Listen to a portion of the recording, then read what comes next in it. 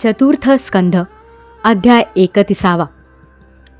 प्रचेतांना श्री नारदांचा उपदेश आणि त्यांना परमपदाचा लाभ. मैत्रेय म्हणतात, नंतर जेव्हा प्रचेतांना विवेक उत्पन्न झाला तेव्हा त्यांना भगवंतांच्या वचनाचे स्मरण झाले आणि त्यांनी आपली पत्नी मारिशाला पुत्राजवळ सोडून ते ताबडतोब घराच्या बाहेर पडले.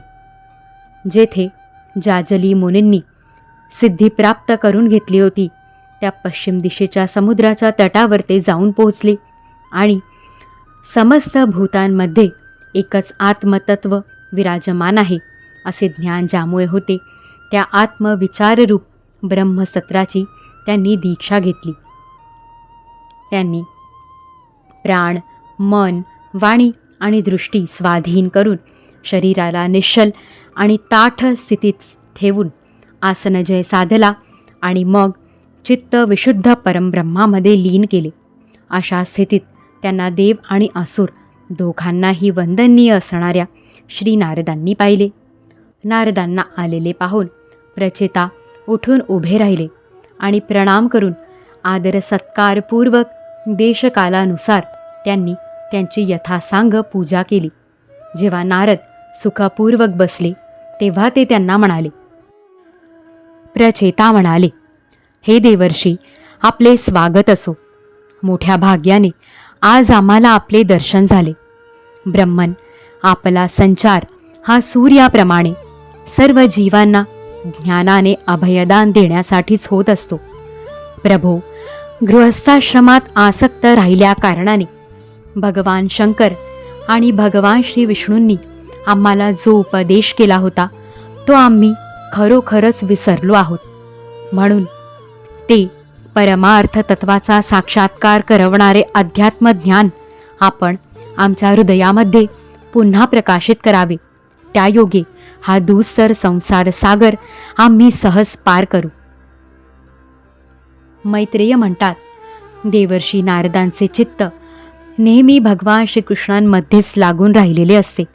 प्रचेतांनी असे विचारल्यावर ते त्यांना म्हणाले. नारद म्हणाले, राजांनो, ज्याच्याद्वारा सर्वात्मा सर्वेश्वर श्रीहरींचे सेवन केले जाते, मनुष्याचा तोच जन्म, तेच कर्म, तेच आयुष्य, तेच मन आणि तीच वाणी यालोकी सफल होते. आपल्या स्वरूपाचा साक्षात्कार करून देणाऱ्या श्रीहरींची प्राप्ती ज्यामुळे होत नाही त्या मातापित्यांची पवित्रता, मौंजीबंधन आणि यज्ञदीक्षा यांनी प्राप्त होणाऱ्या 3 प्रकारच्या श्रेष्ठ जन्मांचा, वेदोक्त कर्मांचा, देवतांप्रमाणे दीर्घ आयुष्याचा, शास्त्रज्ञानाचा, तपाचा, वाणीच्या चतुराईचा, अनेक प्रकारच्या गोष्टी स्मरणात ठेवण्याच्या शक्तीचा, तीव्र बुद्धीचा, बलाचा, इंद्रियांच्या सामर्थ्याचा, योगाचा, सांख्य ज्ञानाचा, संन्यास आणि वेदाध्ययनाचा, तसेच व्रत, वैराग्यादी अन्य कल्याण साधनांचा सुद्धा मनुष्याला काय उपयोग आहे. सर्व प्रकारच्या कल्याणांचे अंतिम ध्येय आत्मप्राप्तीच आहे आणि आत्मज्ञान प्रदान करणारे श्रीहरीच संपूर्ण प्राण्यांचे प्रिय आत्मा आहेत. जसे वृक्षाच्या मुळाशी पाणी घातल्यानंतर त्याचे खोड, फांद्या, उपशाखा इत्यादी सर्वांचे पोषण होते आणि जसे जेवणाने प्राणांना तृप्त करण्यामुळे सर्व इंद्रिये पुष्ट होतात, तसेच श्री भगवंतांची पूजा हीच सर्वांची पूजा होय. जसे पाणी सूर्याच्या उष्णतेने उत्पन्न होते आणि उन्हाळ्यात त्याच्याच किरणात ते प्रवेश करते, तसेच सर्व चराचर भूतमात्र पृथ्वीपासून उत्पन्न होतात आणि पुन्हा तीतच विलीन होतात.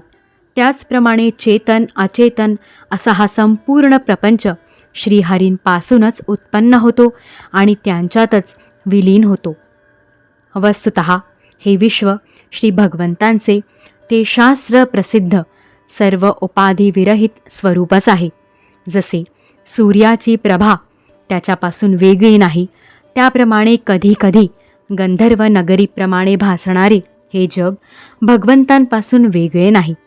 तसेच जसे जागृतावस्थेत इंद्रिये क्रियाशील असतात, परंतु झोपेत त्यांची शक्ती लीन झालेली असते. त्याचप्रमाणे हे जग सर्गकालात भगवंतांपासून प्रगट होते आणि कल्पांत झाल्यावर त्यांच्यामध्येच विलीन होते.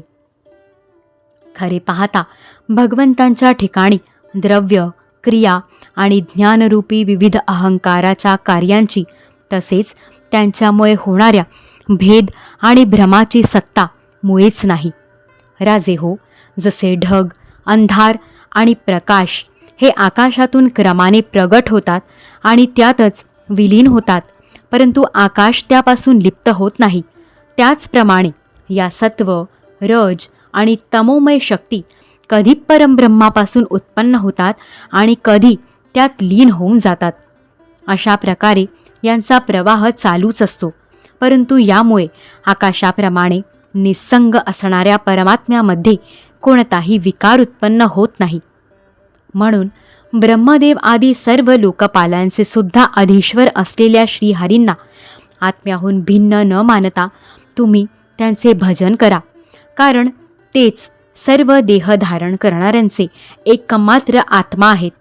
तेच जगताचे निमित्त कारण काल, उपादान कारण प्रधान आणि नियंता पुरुषोत्तम आहेत. तसेच आपल्या कालशक्तीने तेच या गुणांच्या प्रवाहरूप प्रपंचाचा संहार करतात. सर्व जीवांवर दया करण्याने, जे काही मिळेल तेवढ्यात संतुष्ट राहिल्याने, तसेच सर्व इंद्रियांना विषयांपासून निवृत्त करून शांत केल्याने ते भक्तवत्सल भगवान लवकरच प्रसन्न होतात. सर्व प्रकारच्या वासना नाहीशा झाल्याने ज्यांचे अंतःकरण शुद्ध झाले आहे, त्या संतांच्या हृदयात वृद्धिंगत होत जाणाऱ्या भगवंतांच्या चिंतनाने आकर्षित होऊन अविनाशी श्रीहरी येतात आणि आपली भक्ताधीनता सार्थ करीत हृदयाकाशाप्रमाणे तेथून निघून जात नाहीत. भगवंतांना सर्वस्व मानणाऱ्या अनासक्त पुरुषांवरच भगवंत प्रेम करतात, कारण ते भक्तिरस जाणणारे आहेत. जे लोक आपले शास्त्रज्ञान, धन, कुल आणि कर्मांच्या मदाने उन्मत्त होऊन निस्पृह अशा साधुजनांचा तिरस्कार करतात, त्या दुर्बुद्धी लोकांनी केलेल्या पूजेचा भगवंत स्वीकार करीत नाहीत.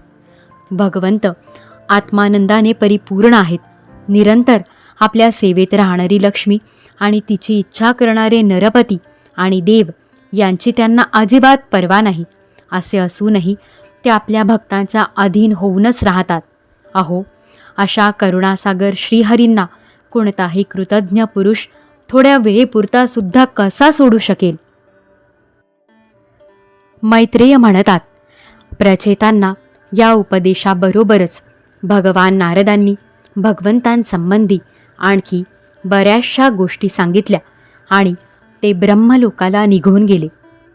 संपूर्ण जगाचा पापरूपी मल दूर करणारे भगवत चरित्र त्यांच्या तोंडून ऐकून प्रचेदागणसुद्धा भगवंतांच्या चरणकमलांचे चिंतन करून भगवत धामाला गेले. हे विदुरा, श्रीनारद आणि प्रचेतांच्या भगवत कथासंबंधीच्या संवादाविषयी आपण मला जे विचारले होते ते मी आपल्याला सांगितले. श्री शुकाचार्य म्हणतात, राजन, स्वयंभू व मनूचा पुत्र उत्तानपाद याच्या वंशाचे वर्णन झाले. आता प्रियव्रताच्या वंशाचे विवरणही ऐक. राजा प्रियव्रताने श्रीनारदांपासून आत्मज्ञानाचा उपदेश ग्रहण करून सुद्धा राज्य भोग घेतला होता. तसेच शेवटी ही संपूर्ण पृथ्वी आपल्या पुत्रांमध्ये वाटून देऊन ते भगवंतांच्या परमधामाला गेले होते. इकडे श्री मैत्रेयांच्या मुखाने ही भगवत गुणानुवादयुक्त पवित्र कथा ऐकून विदुर प्रेममग्न झाला. भक्तिभावाचा उद्रेक झाल्याने त्याच्या डोळ्यांतून आसवांच्या धारा वाहू लागल्या आणि त्याने हृदयात भगवत चरणांचे स्मरण करीत मुनिवर मैत्रेयांच्या चरणांवर आपले मस्तक ठेवले. विदुर म्हणाला, महायोगीन, आपण दयाळू आहात. आज आपण मला अज्ञानांधकारातून जेथे अनासक्तांचे सर्वस्व श्रीहरी विराजमान होतात तेथे पोचविले आहे. श्री शुकाचार्य म्हणतात, मैत्रेयांना प्रणाम करून विदुराने त्यांची आज्ञा घेतली आणि नंतर शांत चित्ताने आपल्या बंधुजनांना भेटण्यासाठी तो हस्तिनापुराला गेला. राजन भगवंतांना शरण आलेल्या परम भागवत राजांचे हे चरित्र जो मनुष्य ऐकेल त्याला दीर्घ आयुष्य, धन, सुयश, कल्याण, सद्गती आणि ऐश्वर्याची प्राप्ती होईल. अध्याय 31 समाप्त. येथे श्रीमद भागवत महापुराण चतुर्थ स्कंध वाचन संपन्न झाले. दिगंबरा दिगंबरा श्रीपाद वल्लभ दिगंबरा श्री सद्गुरु चरणारविंदार्पितमस्तु.